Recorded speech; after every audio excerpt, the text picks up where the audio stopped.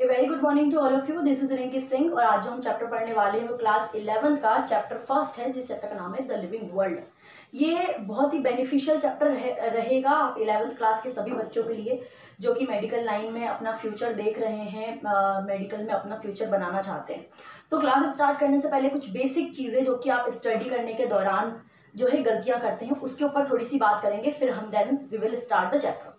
तो सबसे पहली चीज, जब भी आपको कोई चैप्टर पढ़ना होता है इन शॉर्ट टाइम, कम समय में आपको चैप्टर पढ़ना होता है, तो हम बेसिकली क्या करते हैं, यूट्यूब निकालते हैं, यूट्यूब में चैप्टर सर्च करते हैं and then start to watching the video. उस दौरान हम क्या करते हैं, मोस्टली स्टूडेंट्स की एक वीडियो देखी, उसके बाद आप देख रहे हैं it is a very lengthy, some video take too much time to explanation. तो इस तरह की हम गलतियां करते हैं और 2-2 मिनट 3-3 मिनट देख के स्किप करके आगे कर देते हैं। और ये सारी चीज करने के दौरान हम अपना 2 से 3 घंटा ऐसे बर्बाद कर देते हैं, बट हम अच्छी तरीके से चैप्टर नहीं पढ़ पाते। तो मैं आप सभी को बता दूं, you can at the right platform, आप सही चैनल और सही प्लेटफॉर्म पे आए हैं।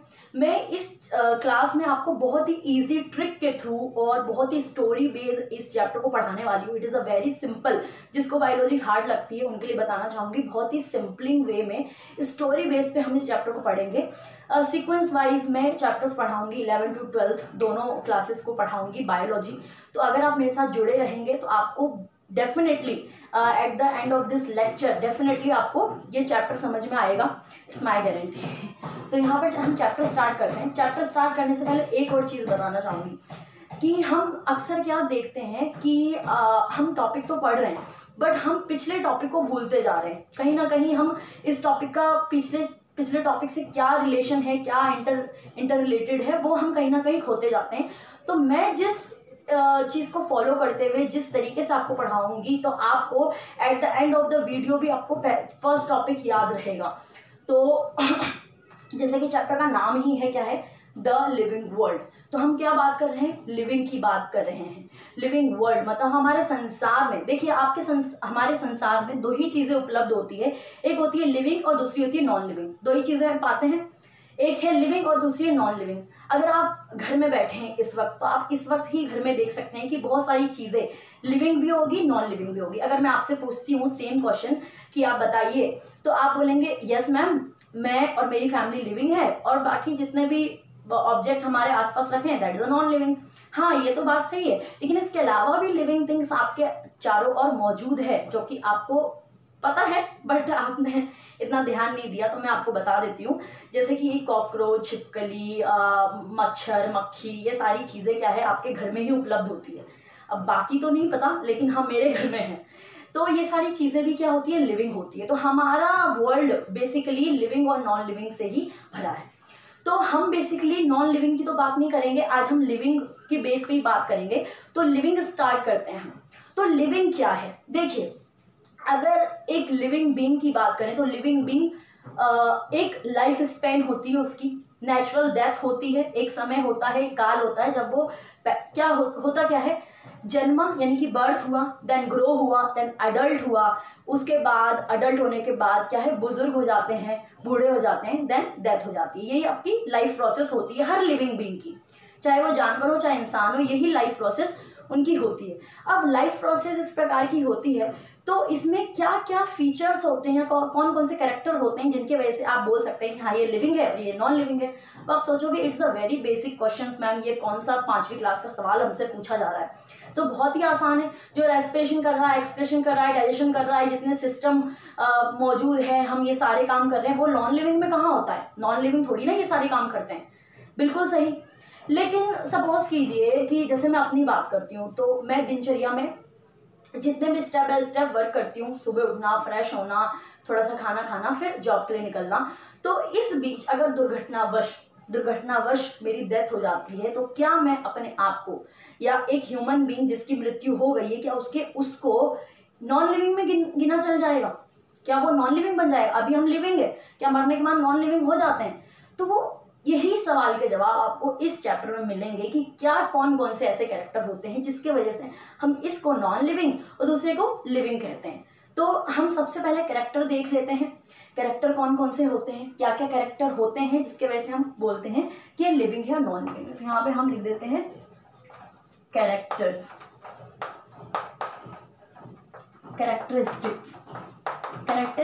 देख लेते हैं हम कि किस किस की कौन सी कैरेक्टरिस्टिक होती है जिसके वजह से वो लिविंग कहलाता है। तो सबसे फर्स्ट क्या हो जाएगा आपका ग्रोथ। क्या हो जाएगा? ग्रोथ। सेकंड आप क्या लिख सकते हैं? सेकंड लिख सकते हैं रिप्रोडक्शन। क्या लिख सकते हैं? रिप्रोडक्शन। थर्ड क्या लिख सकते हैं? Ability to sense and respond to our stimuli. Sense and response to our stimuli. ठीक है, इसका मतलब क्या है? हम में वो क्षमता होती है, वो एबिलिटी होती है जिसकी वजह से हम सराउंडिंग आपकी जो जो चीजें चल रही है उसको ऑब्जर्व करते हैं, उसको देखते हैं, परखते हैं, सेंस करते हैं और उस पर रिस्पॉन्स भी करते हैं। अभी वन बाय वन हम इस सभी टॉपिक को एक एक करके पढ़ेंगे। फोर्थ आप क्या बोल सकते हो?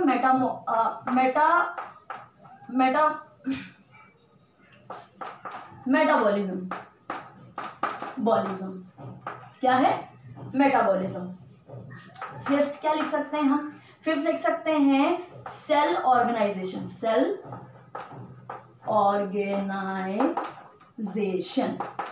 तो ये 5 फीचर से हम समझ सकते हैं कि ये थिंग्स जो है वो क्या है? वो लिविंग है।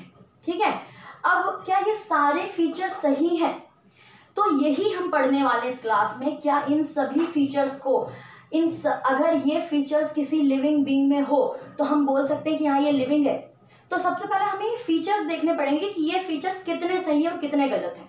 तो हम इसके लिए एक डिफाइनिंग फीचर की मदद लेंगे। किसकी मदद लेंगे? डिफाइनिंग फीचर की।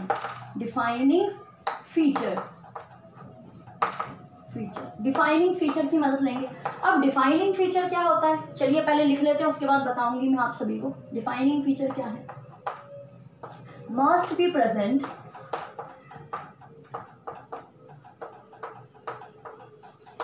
In all living being. पहला हो गया should not be present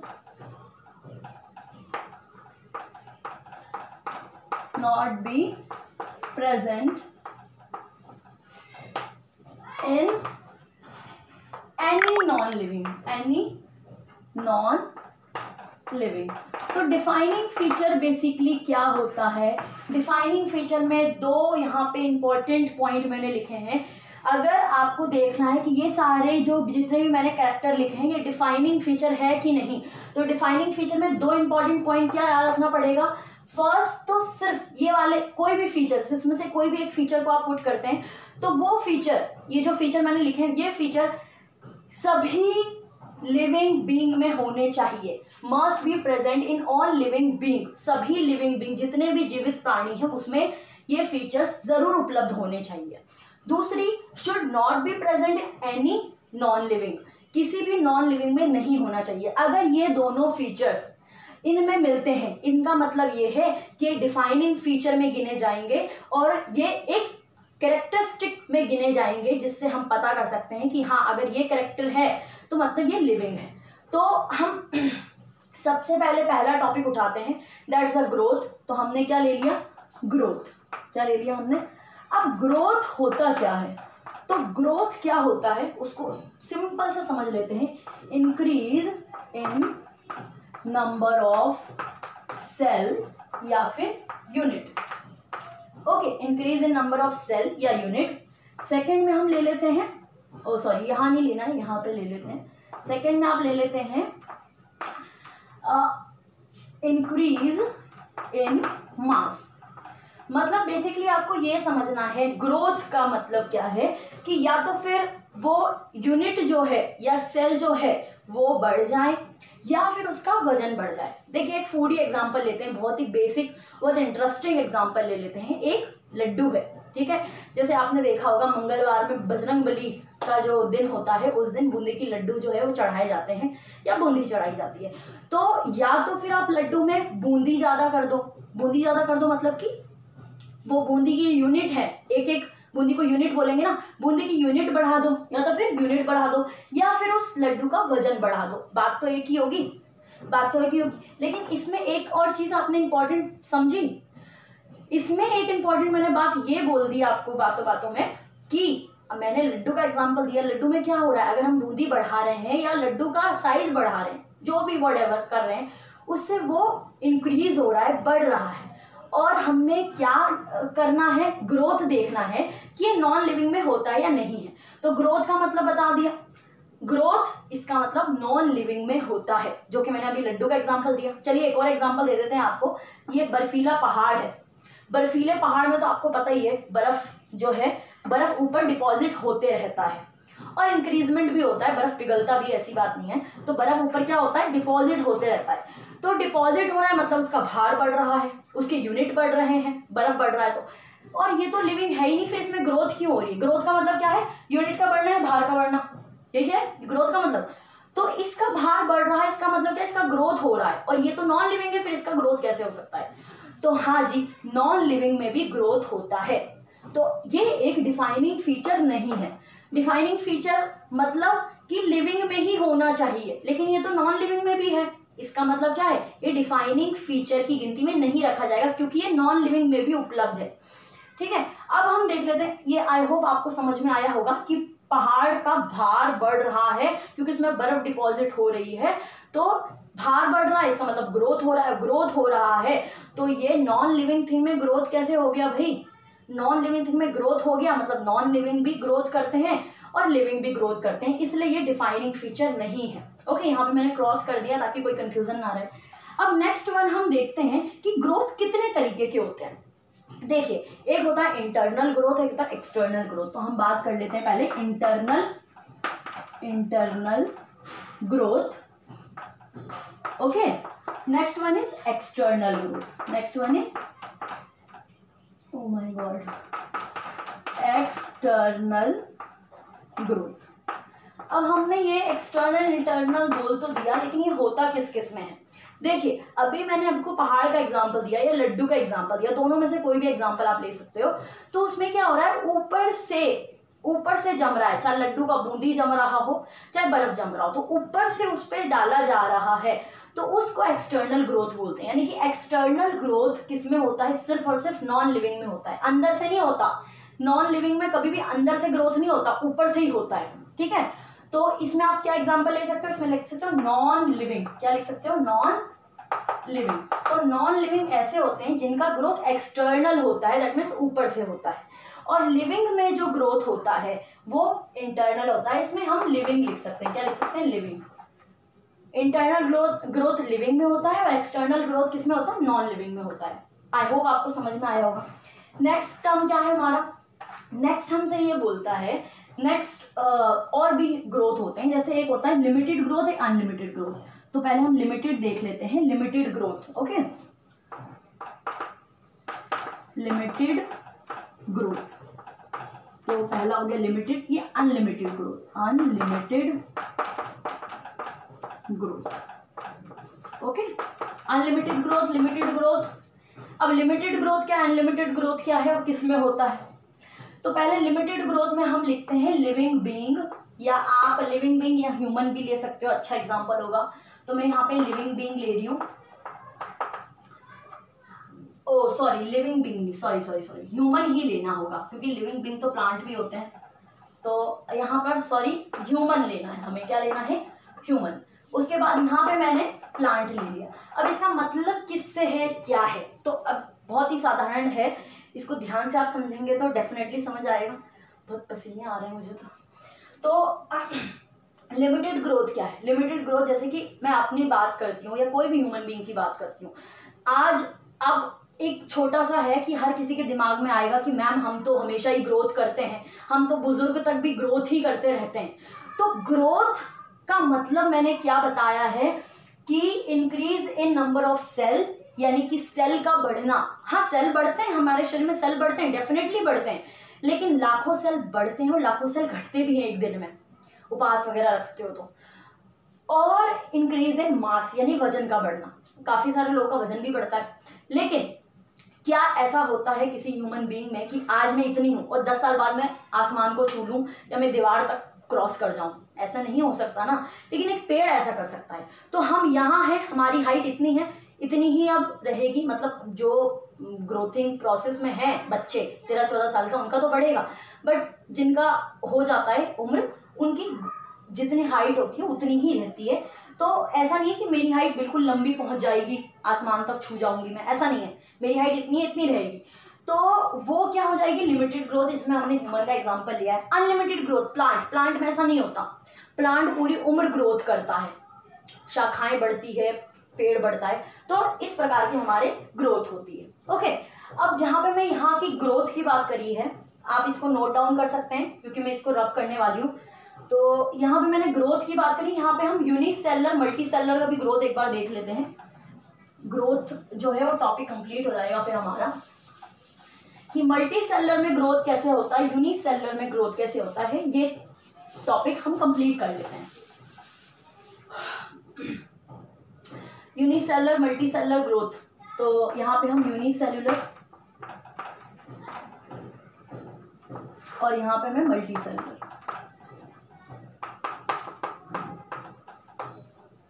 cellular. Okay, तो यूनिसेलर मल्टी सेलुलर जो होता है उनका ग्रोथ देख लेते हैं। देखिए, अगर मैं यूनिसेलर की बात करूं तो आपको नाम से ही समझ में आ रहा है कि मैं सिंगल सेल की बात कर रही हूँ। यूनिसेलर मतलब सिंगल सेल। और एक बहुत इंटरेस्टिंग चीज ये है कि यूनिसेलर जो होते हैं, जो सिंगल सेल होते हैं, वो ग्रोथ के साथ रिप्रोडक्शन भी करते हैं। तो आप बोल सकते हो ग्रोथ या रिप्रोडक्शन। रिप्रोडक्शन बात एक ही है, ग्रोथ या रिप्रोडक्शन बात एक ही है। मतलब जैसे वो ग्रोथ करेगा वो रिप्रोडक्शन भी करेगा। अब आप बोलोगे मैम कैसे, तो अभी हम समझ लेते हैं कैसे। ग्रोथ भी करेगा और रिप्रोडक्शन भी साथ ही में करता है। एक हम एग्जांपल ले लेते हैं, अमीबा। क्या ले लिया हमने एग्जांपल, अमीबा। अमीबा को ग्रोथ करना है तो उसको सेल डिवीजन करना पड़ेगा, यही होगा। ग्रोथ करना मतलब ये तो है ही, पहले ही सिंगल सेल है। अब ग्रोथ करेगा तो उसको नंबर ऑफ सेल इंक्रीज करना पड़ेगा ना, बढ़ाना पड़ेगा, सेल की अधिकता करनी पड़ेगी। तो ये नंबर ऑफ सेल इंक्रीज करने के लिए क्या करेगा, रिप्रोडक्शन करेगा। पहले न्यूक्लियस अलग होते हैं, धीरे धीरे फिर साइटोप्लाज्म अलग होता है। ओके, जैसे आप सभी ने कई बार पढ़ा है इस तरीके से। उसके बाद फाइनली 2 डॉटर सेल जो है वो बन जाते हैं, जिनको कहा जाता है रिप्रोडक्शन। 2 डॉटर सेल बन गए तो इसमें क्या हुआ, इसने सेल डिवीजन किया, यानी कि सेल को बढ़ाया। लेकिन सेल बढ़ाने के बाद ये इंडिविजुअल रह गया, 2 डॉटर सेल बन गए। तो इस दौरान इसका क्या हो गया, रिप्रोडक्शन भी हो गया। अगर ये ग्रोथ करेगा, ध्यान रखना, अगर यूनिसेलर कभी भी ग्रोथ करता है तो साथ में वो क्या करता है, रिप्रोडक्शन साथ में करता है। वही मल्टी सेलर की अगर हम बात करें तो वहां हम ह्यूमन बीइंग को ले लेते हैं। सपोज कीजिए ह्यूमन बीइंग है, तो ह्यूमन बीइंग जब फर्टिलाइज करते हैं, दैट मीन्स 1 ओवम मिलते हैं, ठीक है, ओवम जो है वो मिलता है और एक स्पर्म मिलता है। क्या मिलता है, स्पर्म मिलता है। उसके बाद ये दोनों क्या करते हैं, फर्टिलाइज करके एक क्या है, जाइगोट बनाते हैं। जाइगोट के बाद क्या बनता है, टिश्यू बनता है, ग्रुप ऑफ सेल टिश्यू बनता है। और ग्रुप ऑफ टिश्यू क्या बनेगा, एक एम्ब्रियो बन जाएगा, मादा का गर्भ बन जाएगा, एम्ब्रियो रेडी हो जाएगा। तो अभी तो रिप्रोडक्शन होना बहुत दूर है। रिप्रोडक्शन क्या है कि जन्म देना, उन्हीं की तरह एक न्यू ऑफस्प्रिंग को पैदा करना। तो रिप्रोडक्शन अभी तो बहुत दूर है, अभी तो सेल डिवीजन हो रहा है सिर्फ इसमें, अभी तो सेल इंक्रीज हो रहे हैं, जाइगोट, एम्ब्रियो, ये सारा बन रहा है, अभी तो रिप्रोडक्शन तो हो ही नहीं रहा है। तो इसके अंदर ग्रोथ होने का मतलब ओनली सेल का डिवाइड होना, सेल इंक्रीजमेंट होना। और इसमें ग्रोथ होने का मतलब है साथ में रिप्रोडक्शन होना। तो ग्रोथ का ये पोर्शन जो है वो क्लियर हो चुका है। आई होप आपको ग्रोथ समझ में आया होगा। इस ऑल इन वन हम बात करें तो ग्रोथ में हमने क्या समझा कि ग्रोथ नॉन लिविंग में भी होता है, इसीलिए वो क्या है, एक्सेप्शनल है। ओके, और दूसरी चीज, ग्रोथ एक डिफाइनिंग फीचर में नहीं रखा जा सकता, डिफाइनिंग फीचर नहीं है, ठीक है, उसको उस कैरेक्टर में नहीं रखा जा सकता, कैरेक्टरिस्टिक नहीं है। तो आई होप ये आपको क्लियर होगा ये पोर्शन। अब हम नेक्स्ट बात करते हैं। नेक्स्ट आपका क्या है, reproduction. What is the next one, next one is reproduction. तो अगर हम रिप्रोडक्शन की बात करें, जस्ट अ मिनट प्लीज।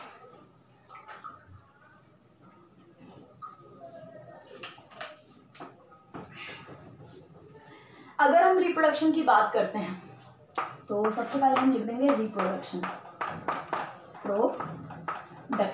अब आप बोलोगे मैम रिप्रोडक्शन तो डेफिनेटली सिर्फ और सिर्फ ह्यूमन में ही होता है, नॉन लिविंग तो कभी रिप्रोडक्शन करते ही नहीं है। तो यू आर एब्सोल्युटली राइट, बिल्कुल सही बोल रहे हैं आप कि रिप्रोडक्शन नॉन लिविंग में नहीं होता। लेकिन डिफाइनिंग फीचर में रखने के लिए हमें क्या क्या चाहिए, हमें चाहिए कि वो क्या होना चाहिए, किसी नॉन लिविंग में नहीं होना चाहिए। आप सही हैं, किसी नॉन लिविंग में नहीं होता ये, मतलब कोई नॉन लिविंग रिप्रोडक्शन नहीं करता। कि जैसे कि टीवी तो आ जाती नहीं है, एलईडी से एलईडी रिप्रोडक्शन कर लिया, चेयर से चेयर रिप्रोडक्शन कर लिया, ठीक है, पंखे से पंखा रिप्रोडक्शन हो गया। अगर ऐसे हो जाता कोई दुकानदार के पास जाता ही नहीं, सबके मजे हो जाते तो हमें क्या डिफाइनिंग दिया है, डेफिनेशन क्या दी है, पहला तो किसी नॉन लिविंग में नहीं होना चाहिए, तो नॉन लिविंग में नहीं होता रिप्रोडक्शन। दूसरा दिया है must be present in all living being, इसमें यह भी ध्यान रखना है कि सभी लिविंग बीइंग में होना चाहिए। तो क्या आपको लगता है कि रिप्रोडक्शन सभी लिविंग बीइंग में होता है, सभी लिविंग बीइंग के अंदर रिप्रोडक्शन होता है? तो आप गलत हैं, सभी लिविंग बीइंग में रिप्रोडक्शन नहीं होता। तो किस किस में नहीं होता है मैम, तो आप समझ जाते हैं किस किस में। तो पहला एग्जांपल मैं ले रही हूँ म्यूल। म्यूल क्या होता है? म्यूल होता है खच्चर। क्या होता है? खच्चर। अब खच्चर का मतलब क्या है मैम, कौन है खच्चर? तो हॉर्स और डोंकी जब भी रिप्रोडक्शन करते हैं, सेक्सुअल रिप्रोडक्शन करते हैं, तो एक ऑर्गेनिजम्स जो है वो उत्पन्न होता है जिसको म्यूल कहा जाता है। ये जीव है, म्यूल है। और ये म्यूल ऐसा ऑर्गेनिजम्स होता है, ऐसा जीव होता है जो कभी रिप्रोडक्शन नहीं कर सकता। तो first one is mule, second one is worker bee ले लेते हैं हम। क्या लेते हैं? Worker bee. अब वर्कर बी क्या होता है मैम? देखिए नाम से ही समझ में आ रहा है वर्कर बी क्या होता है। तो वर्कर बी बेसिकली क्या है कि कोई भी मधुमक्खी का छत्ता आपने देखा होगा, हनी कॉम्ब में एक क्वीन होती है जो कि मेन रिप्रोडक्शन का काम करती है। बाकी के जितने भी कार्य करने वाले बी होते हैं जो कि फूलों से रस चूस के लेकर आते हैं और शहद बनाने का मेन काम करते हैं, उनको वर्कर बी कहा जाता है। तो वर्कर बी ऐसे जीव होते हैं जो रिप्रोडक्शन नहीं कर सकते। तो दूसरा आपका वर्कर बी हो गया। Third is sterile. अब मैम स्टेराइन क्या होता है? स्टेराइन वो मादा होती है, वो महिलाएं होती है जो कैपेबल नहीं होती रिप्रोडक्शन करने के लिए, जो रिप्रोडक्शन नहीं कर सकती। तो कुछ ये जीव हैं जो जिसमें कि ह्यूमन का भी एग्जांपल है। ये जीव हैं जो कि रिप्रोडक्शन नहीं कर सकते। तो अगर रिप्रोडक्शन सभी लोग नहीं कर सकते, इसका मतलब क्या है? ये भी आपका डिफाइनिंग फीचर में नहीं रखा जा सकता, ये भी आपका डिफाइनिंग फीचर नहीं है। तो आई होप आपको क्लास समझ में आ रही होगी। नेक्स्ट हम टॉपिक ले लेते हैं, third one is ability to sense and response to our stimuli. तो अब इसका मतलब समझ लेते हैं, बेसिकली इसका मतलब क्या है। तो यहाँ पे इसका मतलब समझ लेते हैं क्या बोलना क्या चाह रहा है ये। देखिए इस डेफिनेशन को अगर वन वर्ड में मैं बोलूँ तो बोलेंगे कॉन्शियसनेस। क्या बोलेंगे? कॉन्शियसनेस। इसको वन वर्ड में बोलेंगे तो क्या बोलेंगे? कॉन्शियसनेस। कॉन्शियसनेस की डेफिनेशन एज इट इज मैं सेम लिख सकती हूँ, ठीक है, एज इट इज सेम लिख सकती हूँ। Ability to sense and response, okay, sense and response to our, आप एक्सटर्नल एनवायरमेंट बोल सकते हो, स्टिमुलाई बोल सकते हो, both are the same things. तो स्टिमुलाई। अब ये होता क्या है, इसको एक हिंदी में स्पष्टली समझ लेते हैं, स्पष्ट करके अच्छे से। जैसे कि आपके सराउंडिंग कोई भी चीज़ होती है तो आप उस पर रिस्पॉन्स करते हैं, सेंस करते हैं। क्या है? जैसे कि आग लग गई तो आपको पता है अरे आग लग गई है, हम क्या करें, बुझाएं आग, क्या रेत डालें, पानी डालें, हम रिस्पॉन्स करते हैं। पहले सेंस करते हैं, समझते हैं, उसके बाद रिस्पॉन्स करते हैं। क्या नॉन लिविंग ऐसा करेगा कि आग लगी तो टीवी उठ के खड़ा हो जाएगा, अरे आग लग गई घर पे, चलो इसको बचाओ? वो तो जल जाएगा। टीवी कहाँ से करेगा, फ्रिज कहाँ से करेगा? ये नॉन लिविंग में कॉन्शियसनेस नहीं होता, मतलब वो क्षमता नहीं होती कि वो सोचे समझे उस पर रिस्पॉन्स करे। लेकिन एक ह्यूमन बीइंग में ये क्षमता होती है कि हर चीज़ को सोचे समझे उस पर रिस्पॉन्स करे। एक और दूसरा एग्जांपल ले लेते हैं। जैसे सपोज कीजिए आपके पापा हैं, जॉब करते हैं। अब वो जॉब करके आपके घर में आए हैं। घर में आने के दौरान आपने देखा कि पापा एग्रेसिव है, थोड़े से नाराज हैं, गुस्सा है। तो आप क्या करोगे? उनको भाप लोगे, प्रेडिक्ट कर लोगे कि हाँ पापा का मूड आज ठीक नहीं है और मैंने अगर शरारत करी तो मैं पिट जाऊंगा अच्छे से। है ना। तो हम क्या करते हैं, कॉन्शियसनेस होती है, हमने वो क्षमता होती है सोचने समझने की, और रिस्पॉन्स भी करते हैं। जैसे सपोज कीजिए, वैसे तो मैं जो बच्चे मुझसे पढ़ते हैं दे नो वेरी वेल कि मैं थोड़ी सी पिटाई करने वाली टीचर हूँ। तो मैं सपोज कीजिए कि मैंने किसी बच्चे ने शरारत करी और मैंने उसको मारने के लिए आई, तो वो क्या करेगा, वो अपने हाथ को पीछे लेगा कि नहीं मैम, नहीं मैम, आप मुझे शरारत नहीं करेंगे। तो वो क्या कर रहा है, रिस्पॉन्स कर रहा है। तो हर ह्यूमन बीइंग में रिस्पॉन्स करता है, सेंस करता है, एबिलिटी होती है जो कि नॉन लिविंग में नहीं होती। तो ये एबिलिटी किस किस में होती है, ये कॉन्शियसनेस की एबिलिटी लिविंग में होती है, और लिविंग में हम एनिमल भी काउंट कर सकते हैं, ह्यूमन भी काउंट कर सकते हैं। तो यहाँ पे एनिमल भी लिख देती हूँ, एनिमल और ह्यूमन भी लिख देती हूँ। मैंने यहाँ पर क्यों ये दोनों चीज लिखी, मैंने लिविंग ही क्यों नहीं लिख दिया, क्योंकि मैं सेल्फ कॉन्शियसनेस समझाने वाली हूँ। अब हम देखते हैं सेल्फ कॉन्शियसनेस क्या होता है। सेल्फ कॉन्शियसनेस क्या होता है, सेल्फ कॉन्शियसनेस वो कॉन्शियसनेस है जो कि एक जानवर में नहीं होता। ठीक है, जानवर में नहीं होता। चलिए एग्जांपल ले लेते हैं हम। जैसे कि अभी जस्ट मैंने एक एग्जांपल लिया कि पापा जॉब से आए हैं और एग्रेसिव हैं, गुस्से में हैं, तो आपको उस चीज़ को भाप लोगे कि नहीं, मुझे अभी शरारत नहीं करनी है वरना मेरी पिटाई लग जाएगी। और वहीं अगर आपके घर में डॉग है या कोई भी जानवर है जो आपने पाल रखा है, तो उसको फर्क नहीं पड़ता कि कौन नाराज है, कौन दुखी है, कौन गुस्से में है, वो तो अपना भौंकेगा, डॉग ही भौंकेगा, उसको फर्क ही नहीं पड़ता रत्ती भर कि आपका मूड कैसा है। तो ये जो सेल्फ कॉन्शियसनेस होती है वो सिर्फ और सिर्फ ह्यूमन में होती है। किसमें होती है, सिर्फ ह्यूमन में होता है, ये जानवरों में नहीं होता। ठीक है, तो ये आपका कॉन्शियसनेस। अब हम ये थर्ड पॉइंट की बात करें तो ये थर्ड पॉइंट जो है वो आपका कैटेगराइज्ड है, दैट मीन्स डिफाइनिंग फीचर में हम उसको रख सकते हैं। कॉन्शियसनेस की बात हो रही है, कॉन्शियसनेस तो दोनों में है, यानी कि लिविंग में है, दोनों में है, दैट मीन्स लिविंग में है। और लिविंग में है तो इसको हम किस में रख सकते हैं, डिफाइनिंग फीचर में रख सकते हैं। डिफाइनिंग फीचर में रख सकते हैं कि हाँ, ये इसके बिहाफ पे आप बोल सकते हो कि अगर ये कैरेक्टर अगर है किसी में तो मतलब वो लिविंग है। ठीक है, मतलब वो लिविंग है, ये नॉन लिविंग में नहीं होता, कैरेक्टर ध्यान रखना है। तो कॉन्शियसनेस आई होप आपको समझ में आ गया होगा। Next is metabolism. तो मेटाबॉलिज्म क्लियर कर लेते हैं। तो मेटाबॉलिज्म क्या होता है,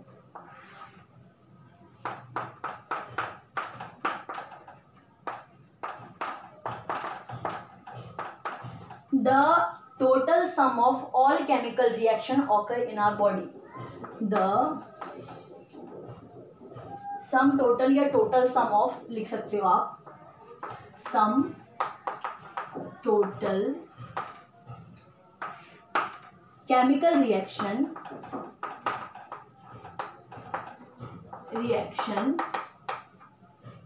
occur in our बॉडी, किसी भी लिविंग ऑर्गेनिजम्स की बॉडी में, in our body, it's called metabolism. क्या होगा ये, मेटाबॉलिज्म। तो इसको हिंदी में और साधारण शब्दों में आपको समझाती हूँ मैं कि मेटाबॉलिज्म होता क्या है बेसिकली। तो मेटाबॉलिज्म का मतलब होता है जो भी केमिकल रिएक्शन आपके शरीर में हो रहे हैं, जैसे कि आपको पता है कि आपका प्रोटीन अमीनो एसिड बनता है, फैट फैटी एसिड बनता है, ग्लाइकोजिन बनता है, डाइजेशन होता है, रेस्पिरेशन होता है, कितनी सारी केमिकल रिएक्शन आपके एक शरीर में होते हैं और हर एक लिविंग ऑर्गेनिज्म के शरीर में होते हैं। ठीक है, नॉन लिविंग में नहीं होते, ध्यान रखना, अभी एट द एंड आप सभी को समझ में आ जाएगा। तो मेटाबॉलिज्म क्या है, जो भी केमिकल रिएक्शन आपके शरीर में हो रहे हैं बेसिकली वो मेटाबॉलिज्म कहलाता है। अब मेटाबॉलिज्म कितने होते हैं, दो प्रकार के होते हैं, होता है एनाबॉलिज्म, होता है कैटाबॉलिज्म। तो क्या होता है, एनाबॉलिज्म और नेक्स्ट इज कैटाबॉलिज्म। अब एनाबॉलिज्म क्या है, कैटाबॉलिज्म क्या है, देखिए नाम से ही पता चल रहा है कि एनाबॉलिज्म कैटाबॉलिज्म क्या होता है। तो एनाबॉलिज्म मतलब एनर्जी को स्टोर करना, इकट्ठा करना, एनर्जी को इकट्ठा करना या बनाना। ठीक है, और कैटाबॉलिज्म मतलब टूटना, रिलीज होना बोल सकते हो। तो इसमें हम फीचर्स इसके लिख लेते हैं जिससे आपको समझ में आए। इसमें क्या हो रहा है, एनर्जी फॉर्म हो रही है, तो फॉर्मेशन लिख सकते हैं हम, फॉर्मेशन ऑफ एनर्जी लिख सकते हो या फॉर्मेशन लिख सकते हो। ठीक है, अब इसमें क्या हो रहा है, इसमें हो रहा है ब्रेकडाउन। इसमें क्या होता है, एनर्जी या ग्लूकोज का ब्रेकडाउन होता है, उसी से आपको एनर्जी मिलती है। इसमें हम लिख सकते हैं ब्रेकडाउन। ओके, अब यहाँ पे जगह तो नहीं है, मैं यहाँ पे लिखती हूँ, आई होप आपको समझ में आएगा। अब सेकेंड फीचर्स क्या है, सेकेंड फीचर क्या है, सेकेंडली क्या हो रहा है इसके अंदर, ये देख लेते हैं। इसमें एनर्जी की रिक्वायरमेंट होती है, इस वाले में एनाबॉलिज्म में एनर्जी चाहिए होती है, तो रिक्वायरमेंट लिख सकते हैं, रिक्वायर्ड। ओके, एनर्जी रिक्वायर्ड होती है तो मैंने रिक्वायर्ड लिखा है, यहाँ पे आप आगे एनर्जी ऐड कर सकते हो क्योंकि जगह नहीं है। और यहाँ पे एनर्जी क्या होती है, रिलीज होती है, क्या होती है, रिलीज। ओके, यहाँ पे एनर्जी रिक्वायर्ड हो रही है, जरूरत है, इसमें एनर्जी की जरूरत है, और इसमें एनर्जी रिलीज होती है, रिलीज होती है। एक एग्जांपल ले लेते हैं, इसका एग्जांपल ले लेते हैं फोटोसिंथेसिस। क्या ले सकते हैं, फोटोसिंथेसिस। आई होप आपको दिख रहा होगा, बाकी मैं बोल भी रही हूँ, अगर कुछ नहीं भी दिख रहा है तो आप लिख सकते हैं फोटोसिंथेसिस। अभी मैं इसको एक्सप्लेन करूंगी पूरा। इसका एग्जांपल आप लिख सकते हैं रेस्पिरेशन, रेस्पिरेशन। ओके, ये आपका हो गया। अब इसको समझ लेते हैं। मेटाबॉलिज्म के दो फर्दर डिवीजन होते हैं, one is the anabolism, second is the catabolism. Anabolism में क्या हो रहा है, एनर्जी, देखिए आपके शरीर में ही दोनों चीजें होती है, केमिकल रिएक्शन तो मेटाबॉलिज्म आपके शरीर में ही होता है ना। एग्जांपल अब देख लेते हैं, जैसे कि जब आपने, अगर मैंने जो सेल का चैप्टर पढ़ाया आपने डेफिनेटली आई होप देखा होगा, तो उसके अंदर मैंने क्या बताया था, आपकी जितनी भी एनर्जी होती है वो सेल के अंदर जो माइटोकॉन्ड्रिया होता है उसमें स्टोर हो जाती है, ठीक है, वो स्टोर करके रखता है एनर्जी को। तो एनर्जी का फॉर्मेशन होता है, एनर्जी बनती है, जैसे आप खाना खाते हो तो आपकी एनर्जी स्टोर हो जाती है, और जब आप भागते दौड़ते या कोई, देखिए बेसिकली होता क्या है, दो ही चीजें होती है, एक तो हम एनर्जी को फॉर्मेशन करते हैं, दूसरा एनर्जी क्या होती है, ब्रेकडाउन होके रिलीज हो जाती है। जैसे हम काम कर रहे हैं, जैसे हमने खाना खाया तो एनर्जी फॉर्म्ड हो जाएगी, बन जाएगी, और जब हम गतिविधि करेंगे, दैट मीन्स रनिंग करेंगे या फिजिकल एक्टिविटी कुछ भी करेंगे, तो उसमें एनर्जी खर्च हो जाएगी। तो यहाँ पे उसी को एनाबॉलिज्म कैटाबॉलिज्म कहा जाता है। जैसे कि आपको दिख रहा है एनाबॉलिज्म, उसमें फॉर्मेशन हो रहा है, एनर्जी बनती है, फॉर्म होती है, और यहीं पर क्या होगा, ब्रेकडाउन हो जाएगा, ब्रेकडाउन होता है। सेकेंडली यहाँ पे एनर्जी की रिक्वायरमेंट होती है, एनर्जी की जरूरत होती है, इसके अंदर एनाबॉलिज्म में एनर्जी की आवश्यकता है, और यहाँ पे एनर्जी रिलीज हो रही है। जब आप काम करोगे तो एनर्जी क्या हो जाएगी, रिलीज हो जाएगी, उतनी एनर्जी, इतनी मैं वीडियो बना रही हूँ, ठीक है, इतना मैं आपको पढ़ा रही हूँ, तो इसमें मेरी एनर्जी जा रही है, बोलने के दौरान मेरी एनर्जी जा रही है, तो एनर्जी क्या हो रही है, रिलीज हो रही है। तो वही इसका मैंने एग्जाम्पल लिया है फोटोसिंथेसिस, इसका एग्जाम्पल लिया रेस्पिरेशन। अगर हम फोटोसिंथेसिस का मतलब समझें तो फोटोसिंथेसिस बेसिकली क्या होता है कि आपने तो, आप 11th में है तो डेफिनेटली आप जानते होंगे कि क्लोरोफिल जो होता है, जो कि पत्तियों में मौजूद होता है, वो सूर्य की रोशनी से लेकर खाना बनाता है, जिसमें और भी चीज़ें इंक्लूड होती है, वाटर, मिनरल, और आप बोल सकते हो वाटर, मिनरल, कार्बन डाइऑक्साइड, ये सारी चीज़ें मिक्स होती है। तो फोटोसिंथेसिस में वो सूर्य की रोशनी को ले रहा है, यानी एनर्जी को ऑब्जर्व कर रहा है, ले रहा है एनर्जी को, तो एनर्जी फॉर्म हो रही है, ले रहा है। यहाँ पे रेस्पिरेशन में क्या होता है, एनर्जी रिलीज करते हैं। एनर्जी रिलीज करने का मतलब क्या है कि आप कोई खाना खाते हैं, खाना खाने के दौरान जो मॉलिक्यूल्स होते हैं वो मॉलिक्यूल्स ब्रेक डाउन होते हैं और वो एनर्जी को फॉर्मेशन करते हैं, और वो रेस्पिरेशन में आपके शरीर में सारी एनर्जी जाती है। तो इस यहाँ पे रेस्पिरेशन हमने एग्जाम्पल ले लिया। तो आई होप आपको एनाबॉलिज्म, कैटाबॉलिज्म, जो मेटाबॉलिज्म है वो क्लियर हो चुका होगा। अब हम बात करेंगे सेल ऑर्गेनाइजेशन की, सेल ऑर्गेनाइज कैसे होता है, तो आप इसको नोट करना चाहें तो कर सकते हैं। नेक्स्ट वन हम बात करेंगे सेल ऑर्गेनाइजेशन। तो देख लेते हैं हम सेल ऑर्गेनाइजेशन क्या होता है। तो it is the very very very basic thing, ये बहुत ज़्यादा बेसिक है, बहुत आसान है, क्योंकि आप क्लास 8 क्या मे बी शायद क्लास 6 से पढ़ते आते हैं। तो सेल ऑर्गेनाइजेशन, सेल ऑर्गेनाइजेशन की अगर मैं बात करूं तो अच्छा हाँ, मेटाबॉलिज्म क्या है, वो सिर्फ और सिर्फ क्या है, लिविंग में प्रेजेंट होता है, इसलिए इसको हम डिफाइनिंग फीचर मान सकते हैं, तो यहाँ पे हमने राइट लगा दिया। अब सेल ऑर्गेनाइजेशन की बात करें तो हर जीव, कोई भी जीव है वो बिना सेल का नहीं बन सकता। बेशक एक सिंगल सेल ही वो लेगा, लेकिन बिना सेल का जीव नहीं। कभी आपने सुना है कि टेबल, कुर्सी, चेयर, ये जितने भी नॉन लिविंग है वो सेल से बने हैं? उनमें सेल नहीं होता। हम एटम मॉलिक्यूल्स एटम मान सकते हैं, लेकिन आपका सेल नहीं होता। तो सेल हर लिविंग ऑर्गेनिज्म में होता है। तो सेल ऑर्गेनाइजेशन का मतलब क्या है, जैसे कि it's a very very very basic thing. Cell है, क्या कहेंगे, सेल। ग्रुप ऑफ सेल क्या बनाएंगे, ग्रुप ऑफ सेल बनाएंगे tissue. Okay, group of tissue क्या बनाएंगे, ग्रुप ऑफ टिश्यू बनाएंगे organ, organ. Group of organ क्या बनाएंगे, ऑर्गन सिस्टम बनाएंगे। और they form organ system, organ system. Okay, और ग्रुप ऑफ ऑर्गन सिस्टम बनाते हैं एक ऑर्गेनाइजेशन, सॉरी ऑर्गेनाइज्म, ऑर्गेनाइज्म बनाते हैं। तो यहाँ पर आप लिख सकते हैं बॉडी, पूरा ऑर्गेनिजम्स, ऑर्गेनिज्म होगा या तो फिर पूरी बॉडी होगी कोई भी जीव की। तो ये सेल ऑर्गेनाइज होता है। और सबसे इंपॉर्टेंट चीज जो आपको समझनी है कि सेल ऑर्गेनाइजेशन के अंदर, यानी कि कोई भी लिविंग बीइंग बिना सेल का नहीं बना है, सेल तो नेसेसरी ही है। तो ये भी आप डिफाइनिंग फीचर में रख सकते हो। तो यहाँ पर हमने देखा कि 3 कैरेक्टरिस्टिक जो है वो डिफाइनिंग फीचर हैं और 2 कैरेक्टरिस्टिक जो है वो डिफाइनिंग फीचर नहीं। मतलब इन चीजें जो जिसके पास होगी, ये तीनों, मतलब आप बोल सकते हो हाँ वो लिविंग बीइंग है, और ये दोनों से आप आइडेंटिफाई नहीं कर सकते, क्योंकि ग्रोथ तो आपका किसमें होता है, नॉन लिविंग में भी होता है। ओके, तो इसके साथ आपका ये कंटेंट जो है वो कंप्लीट होता है। आई होप आपको ये वीडियो पसंद आई होगी, समझ में आई होगी। समझ में आई है, पसंद आई है तो प्लीज़ लाइक, सब्सक्राइब और शेयर ज़रूर करें। बहुत मेहनत लगती है, पसीना पसीना हो गई हूँ मैं, तो प्लीज़ लाइक, सब्सक्राइब, शेयर करें। और